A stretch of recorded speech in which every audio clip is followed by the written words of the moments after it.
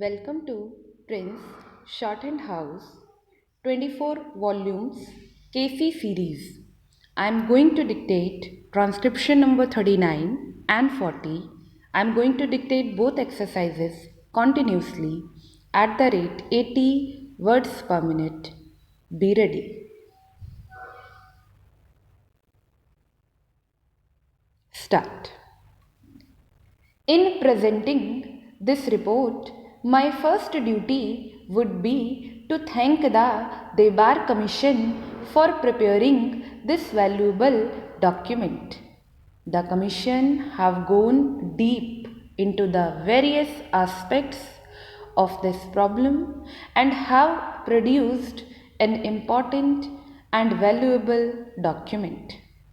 The Commission had to tour a lot and they had to put in very hard work.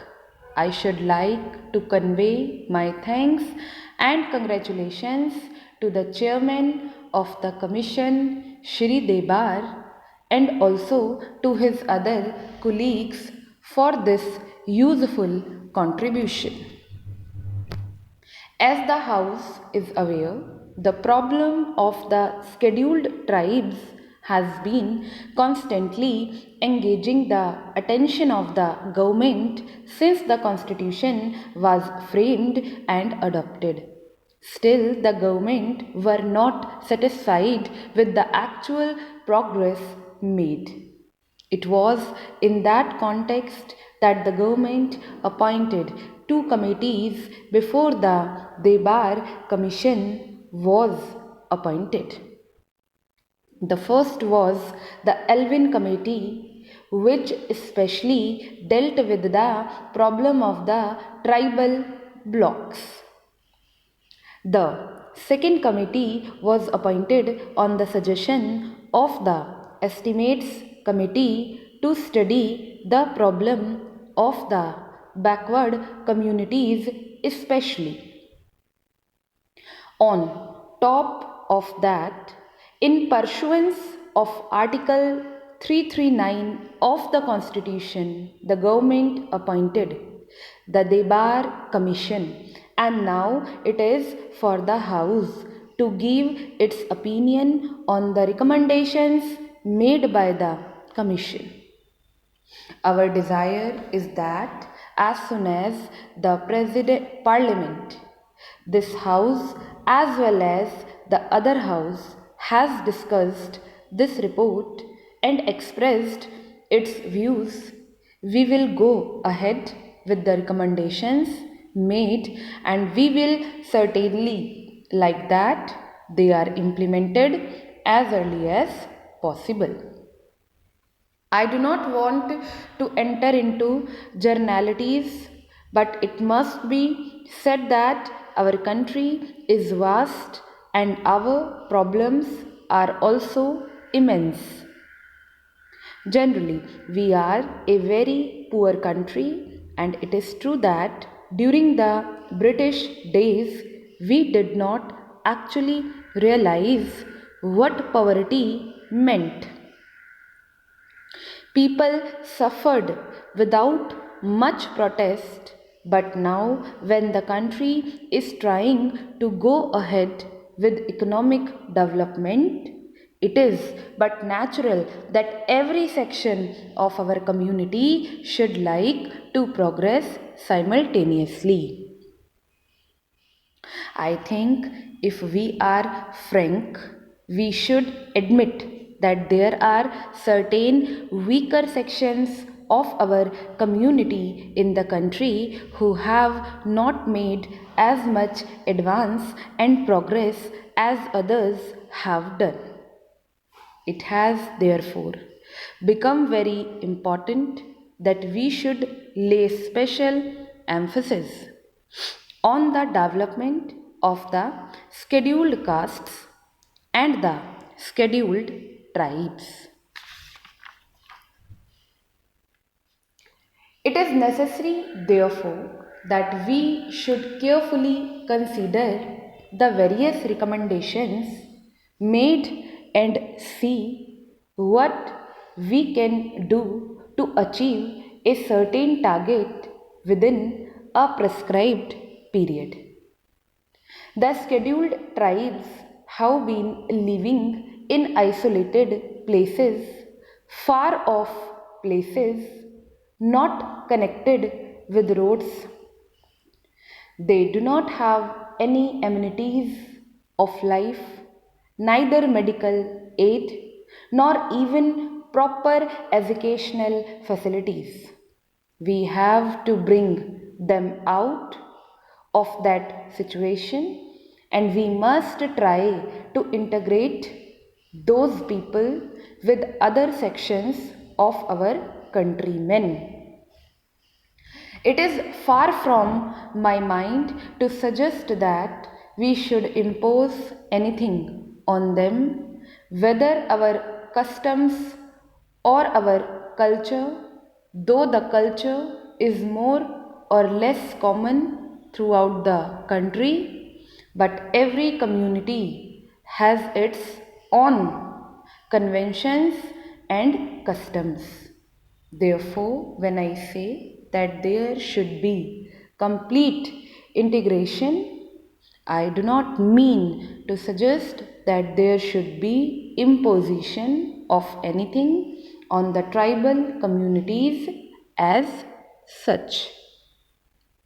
Still, it is essential that integration will only be possible if their standards are raised, if they are more or less brought to the same level where we or the other people are who are not so isolated. So, we have to bring these people to that level, and we can do that not by implementing certain schemes only, but by bringing about a radical change in our outlook and approach. There may be different communities and different religions in our country, but India had its own unique tradition in the past, which we have to carry on and maintain even now. In fact, our philosophic base has been unity in diversity, and in it is our good fortune that when we are free, when we have become independent, various communities and religions exist in our country, and it should be our effort to bring about complete unity and solidarity amongst ourselves, even if our religions are different or we differ in our customs, rites, etc. So, I think that it is a challenge to all of us, and I have no doubt that we will be able to meet this challenge. I do not want to take more time of the house. As I said in the beginning, I do not want to enter into generalities. So far as the recommendations of the Commission are concerned, they can broadly be divided into two categories. There are recommendations which are to be dealt with or which directly concern the Home Ministry and some other ministries of the Government of India. There are other recommendations which mainly concern the state governments. In fact, it is true, state governments which have really to execute and implement the programs. Stop. Next. Be ready.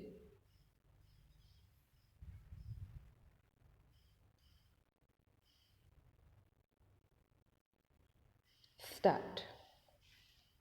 It was suggested by the Commission that there should be a separate department for the scheduled tribes. This matter was considered in the conference, but it was generally felt that if the scheduled castes and the scheduled tribes are separated to be dealt with by different departments, there will be a good deal of duplication of work because two sets of officers will have to traverse the same area and more or less consider the same problems. It was therefore the unanimous opinion of the Conference of State Ministers that one department should deal with the problems of the scheduled castes and the scheduled tribes, and it was also agreed that there should be a separate directorate for the same. If there is a separate directorate, then it can concentrate on problems concerning the scheduled tribes.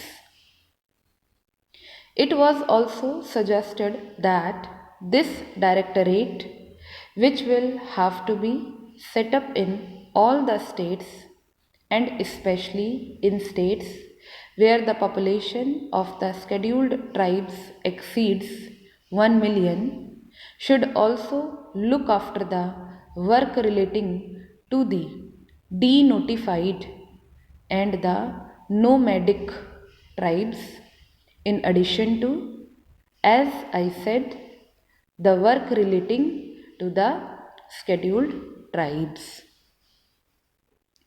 The conference was in favor of having tribes advisory councils to advise on the protection and development of the scheduled tribes in all the states and union territories, whether they have scheduled areas or not. The House, I am sure, is aware that there are scheduled areas and non scheduled areas. Even in non scheduled areas, a large number of scheduled tribes live, but for the special programs, we have decided to concentrate on the scheduled areas first. I shall come to that point later on, but I am merely mentioning that the scheduled tribes live both in scheduled areas and in non scheduled areas. It was decided that wherever at present there is a combined reservation in the services for the scheduled castes and the scheduled tribes, separate percentages of reservation should be fixed by the state governments, and it was agreed that the state governments would instruct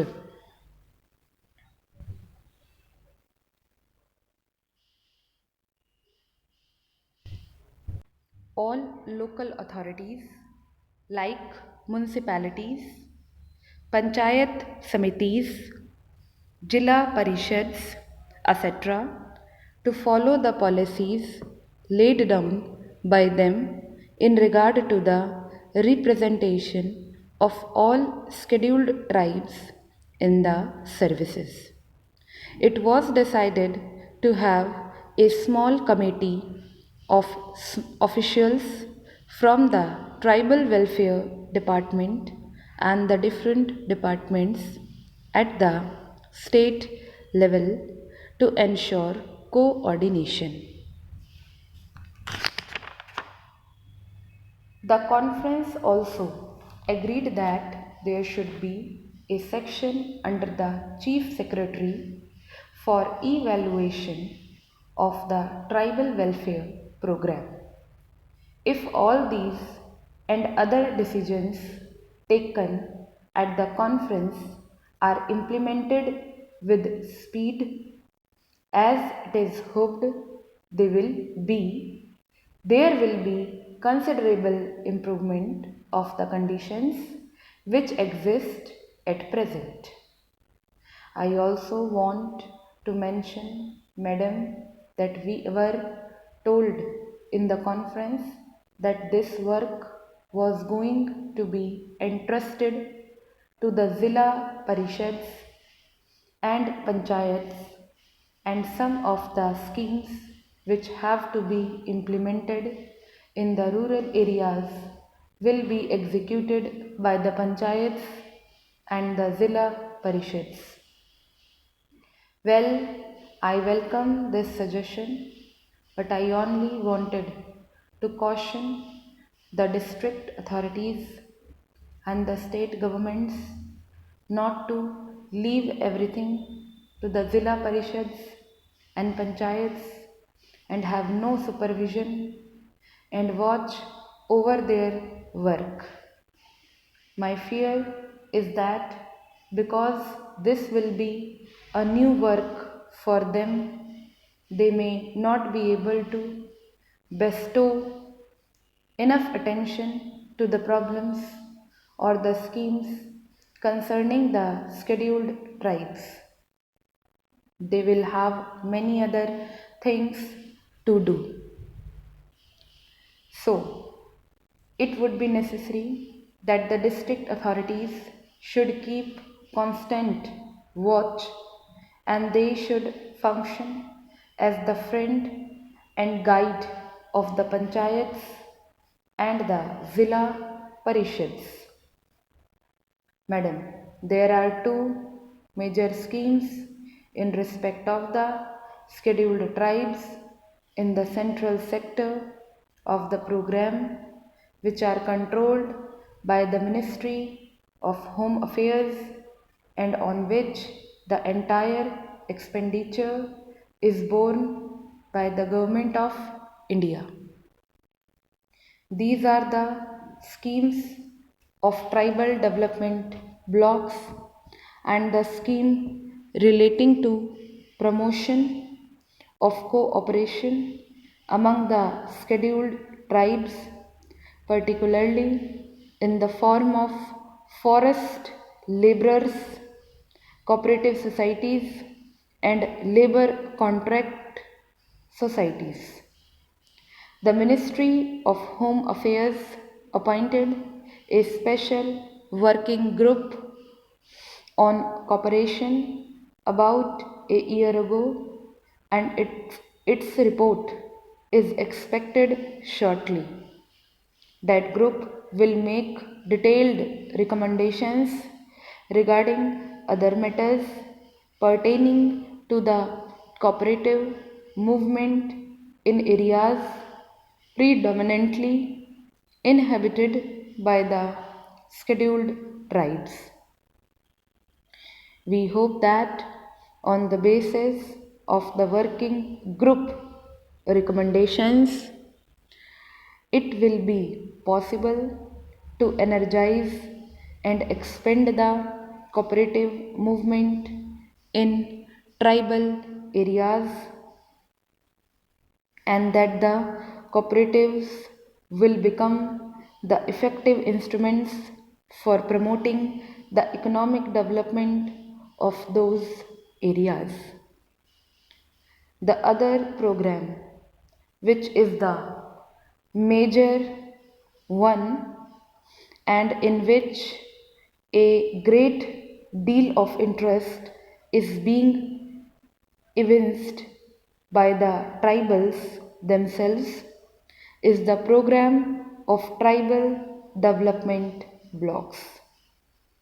The Commission have recommended that all tribal areas, whether they are scheduled areas or not, with a concentration of tribal population exceeding 50% should be brought under the tribal blocks. Stop.